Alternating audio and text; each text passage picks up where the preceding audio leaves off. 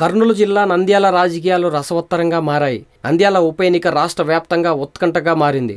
అధికార తెలుగుదేశం పార్టీ, ప్రతిపక్ష వైఎస్ఆర్ కాంగ్రెస్ పార్టీ ఈ ఎన్నికను ప్రతిష్టాత్మకంగా తీసుకోవడంతో నంద్యాల పాలిటిక్స్ హాట్గా నడుస్తున్నాయి.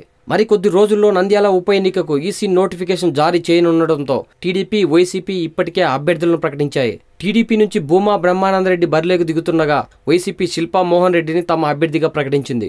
దీంతో భూమా ఫ్యామిలీ, శిల్పా మధ్య మాటల యుద్ధం మొదలైంది. ఒకరిపై ఒకరు ఇప్పటి నుంచే కత్తులు దూసుకుంటున్నారు. శిల్పా, అఖిలప్రియ మధ్య మాటల తూటాలు పెలుతున్నాయి. నంద్యాలలో టీడీపీ ఓడిపోతే రాజీనామా చేస్తానని మంత్రి అఖిలప్రియ ఓ ఛానల్కి ఇచ్చిన ఇంటర్వ్యూలో చెప్పిన విషయం తెలిసిందే. దీంతో ఆమె మాటలకు శిల్పా రీకౌంటర్ ఇచ్చారు. అఖిలప్రియ మరోసారి ఆ మాటను చెబితే తాను సవాల్ను స్వీకరిస్తానని శిల్పా మోహన్ రెడ్డి ప్రతి సవాల్ విసిరారు. మరోసారి స్పష్టంగా చెబితే వైసీపీ ఓడిపోతే తాను రాజకీయ సన్యాసం తీసుకునేందుకు సిద్ధమని శిల్పా ఓపెన్ ఛాలెంజ్ విసిరారు. నంద్యాలలో భూమా కూతురు లేదా కుమారుడు పోటీ చేసి ఉంటే వైసీపీ సాంప్రదాయాన్ని పాటించేదని శిల్పా మోహన్ రెడ్డి చెప్పారు. ఉప ఎన్నికలో తన సోదరుడి మద్దతుపై తానేమీ మాట్లాడలేనని శిల్పా స్పష్టం చేశారు.